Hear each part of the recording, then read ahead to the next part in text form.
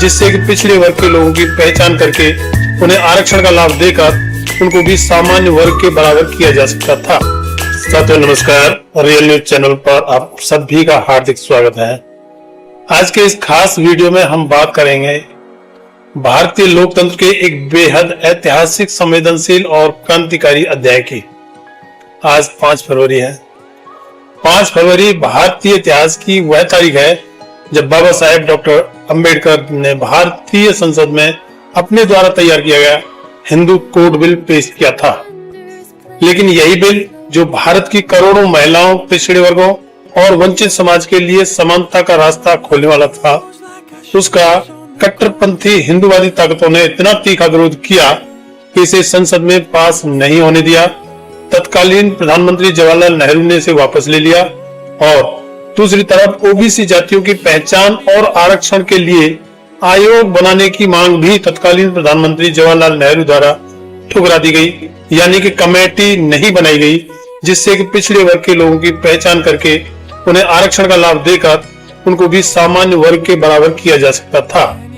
इन दोनों घटनाओं से आहत होकर 27 सितंबर 1951 को बाबा साहेब डॉक्टर अंबेडकर ने कानून मंत्री पद से इस्तीफा दे दिया, जिसके बाद 10 अक्टूबर को बाबा साहेब ने संसद में अपने इस्तीफे के बारे में विस्तृत कारण बताए और उसके बाद 11 अक्टूबर को उनका इस्तीफा स्वीकार कर लिया गया। आज के इस वीडियो में हम विस्तार से समझेंगे कि हिंदू कोड बिल क्या था, इसे लाने की जरूरत क्यों पड़ी, इसका विरोध क्यों किया गया, नेहरू सरकार ने इसे वापस क्यों लिया, ओबीसी आयोग न बनने का कारण क्या था और आखिर क्यों बाबा साहेब ने कानून मंत्री पद से इस्तीफा दिया। तो चलिए विस्तार से इस ऐतिहासिक सच्चाई को समझते हैं। दोस्तों, सबसे पहले हमें समझना होगा कि हिंदू कोड बिल आखिर था क्या।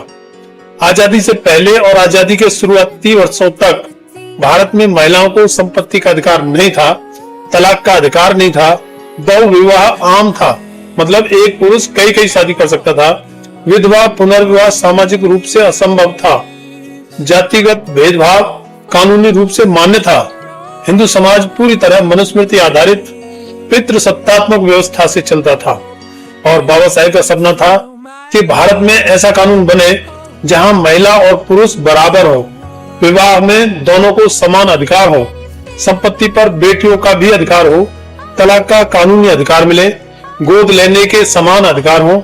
इन्हीं सब सुधारों को मिलाकर डॉक्टर अंबेडकर ने ये तैयार किया था हिंदू कोड बिल। यह बिल सिर्फ एक कानून नहीं था बल्कि सामाजिक क्रांति का दस्तावेज था, महिलाओं की आजादी का घोषणा पत्र था, हिंदू समाज में समानता लाने की ऐतिहासिक कोशिश थी। इस बिल में कई क्रांतिकारी बातें थी। महिलाओं को संपत्ति में बराबर का अधिकार, बेटियों को पिता की संपत्ति में हिस्सा, एक पत्नी एक पति का कानून, तलाक का अधिकार, विधवा पुनर्विवाह को कानूनी मान्यता, गोद लेने का अधिकार और जातिगत भेदभाव खत्म करने की कोशिश। आज जो अधिकार हमें सामान्य लगते हैं वो सब उस समय क्रांतिकारी विचार माने जाते थे और यही वजह बनी हुई इसके जबरदस्त विरोध की। दोस्तों, जैसे ही बाबा साहेब ने यह बिल संसद में पेश किया, पूरा कट्टर हिंदूवादी तबका भड़क उठा। आरएसएस, हिंदू महासभा, सनातनी संगठन सब इसके खिलाफ खड़े हो गए। उनका तर्क होता था कि यह बिल हिंदू धर्म पर हमला है, यह हिंदू धर्म की परंपराओं को तोड़ देगा, महिलाओं को ज्यादा अधिकार दे देगा, परिवार की व्यवस्था बिगड़ जाएगी।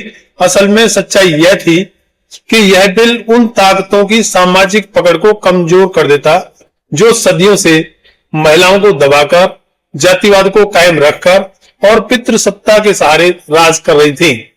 बाबा साहेब को उम्मीद थी कि प्रधानमंत्री जवाहरलाल नेहरू उनका पूरा समर्थन करेंगे। शुरुआत में नेहरू ने वादा भी किया था, लेकिन जैसे जैसे चुनाव नजदीक आए, कट्टरपंथी दबाव बढ़ने लगा और अंततः सितंबर 1951 में नेहरू सरकार ने हिंदू कोड बिल को वापस ले लिया। यह बाबा साहेब के लिए बहुत बड़ा झटका था, क्योंकि जिस संविधान में समानता की बात बाबा साहेब ने लिखी थी, उसी देश की संसद महिलाओं को समान अधिकार देने से पीछे हट गई। इसी दौर में बाबा साहेब की दूसरी बड़ी मांग थी, पिछड़ी जातियों यानी ओबीसी के लिए एक स्थायी आयोग बने ताकि उनकी पहचान हो, शैक्षणिक और सामाजिक पिछड़ापन दूर हो, उन्हें आरक्षण मिले, लेकिन उस समय की सरकार ने इस दिशा में भी कोई ठोस कदम नहीं उठाया। ना ओबीसी आयोग बना, ना उनके लिए आरक्षण की व्यवस्था हुई। यह भी बाबा साहेब के लिए भारी निराशा का कारण बना। इन दोनों कारणों से, यानी हिंदू कोड बिल वापस लेना और ओबीसी आयोग ना बनाना, तो बाबा साहेब को महसूस हुआ कि अब सरकार के अंदर रहकर सामाजिक न्याय की लड़ाई लड़ना संभव नहीं है। और 27 सितंबर 1951 में उन्होंने ऐतिहासिक फैसला लिया, कानून मंत्री पद से इस्तीफा। उन्होंने साफ कहा, मैं उस सरकार का हिस्सा नहीं रह सकता जो सामाजिक न्याय के खिलाफ खड़ी हो। यह इस्तीफा केवल पद छोड़ना नहीं था, यह व्यवस्था के खिलाफ नैतिक विद्रोह था। दोस्तों, आज जो महिलाओं के अधिकार, संपत्ति में हिस्सा, तलाक का कानून, गोद लेने के अधिकार मौजूद हैं, वो सब बाबा साहेब के उसी संघर्ष का परिणाम है। बाद के वर्षों में हिंदू कोड बिल को कई टुकड़ों में लागू किया गया, जैसे Hindu marriage act, Hindu succession act, Hindu adoption act, लेकिन पूरा क्रांतिकारी रूप कभी लागू नहीं हो सका। दोस्तों, 5 फरवरी सिर्फ एक तारीख नहीं है, बल्कि भारतीय लोकतंत्र के संघर्ष का प्रतीक है। यह दिन हमें याद दिलाता है कि सामाजिक न्याय आसानी से नहीं मिलता, अधिकार संघर्ष से मिलते हैं। बाबा साहेब सिर्फ संविधान निर्माता नहीं, बल्कि असली समाज सुधारक थे। अगर उस समय हिंदू कोड बिल पूरी तरह पास हो जाता तो आज भारत की तस्वीर कुछ और ही होती। अगर आपको यह वीडियो पसंद आया हो तो लाइक करें, शेयर करें, चैनल को सब्सक्राइब करें, क्योंकि ऐसी ऐतिहासिक सच्चाइयां जानना आपके लिए बहुत जरूरी है। जय भीम, जय भारत।